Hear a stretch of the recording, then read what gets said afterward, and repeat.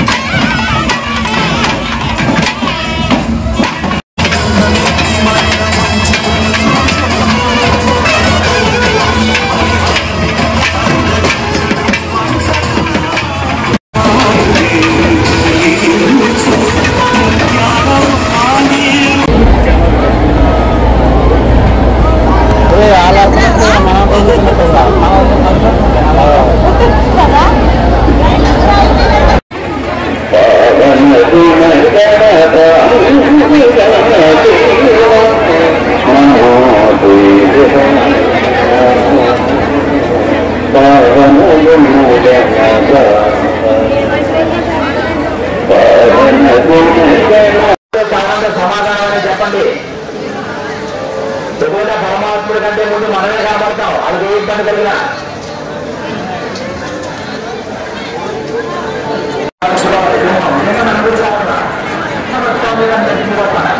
పరమాత్ముడి రక్షించుకుంటే ఎవరిని చూడాలనుకుంటే వాళ్ళని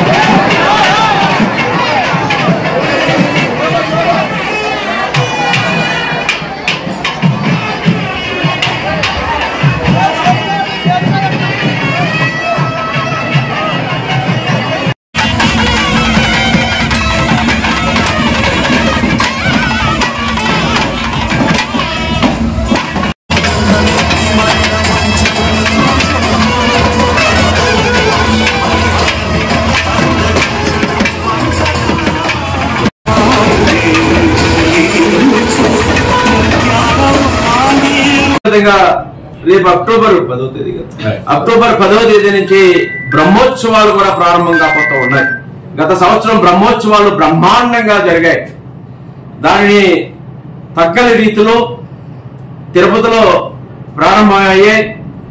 తర్వాత మన వాడపల్లి వెంకటేశ్వర స్వామి సన్నిధిలో కోనసీమ తిరుపతిలో రేపు అక్టోబర్ 10న ప్రారంభమయ్యే బ్రహ్మోత్సవాలకు తగిన ఏర్పాట్లు కూడా సిద్ధం కావాలనేది కూడా అధికారులతో మాట్లాడుకోవడం జరిగింది. ఇప్పటికే వారు ఒక ప్రణాళిక కూడా చేసుకుంటూ ఉన్నారనే విషయాన్ని కూడా నేను తెలియజేసుకుంటూ ఉన్నాను.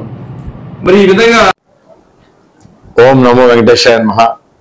డాక్టర్ బిఆర్ అంబేద్కర్ కోనసీమ జిల్లా ఆత్రేయపురం మండలం వాడపల్లి గ్రామంలో వేయించేస్తున్న స్వయంభూ శ్రీ వెంకటేశ్వర స్వామి దేవస్థానంలో వచ్చే నెల 10వ తారీఖు నుంచి మొదలై 18వ తారీఖు వరకు బ్రహ్మోత్సవాలు 9 రోజులు కూడా అంగరంగ వైభవంగా జరగడానికి మరి ఆలయ అర్చక స్వాములు నిర్ణయించారు. ఆ నిర్ణయం ప్రకారం మరి మనం ఈ 9 రోజులు కూడా తిరుమల మాదిరిగా మరి ప్రతిరోజు కూడా వాహన సేవలతోటి మరి యొక్క కార్యక్రమాలు మరి అత్యంత ఆకర్షణీయంగా భక్తి శ్రద్ధలతో వచ్చే భక్తులందరికీ కూడా కనువిందు కలిగేటట్టుగా వాహన సేవలు కానీ, స్వామివారిని కానీ, విద్యుత్ అలంకరణ కానీ, పూలాలంకరణ కానీ, ఇతరత్ర సేవలతోటి కానీ మరి అంగరంగ వైభవంగా మనం తిరుమల తరహాలో మరి ప్రతి సంవత్సరం చేస్తాం.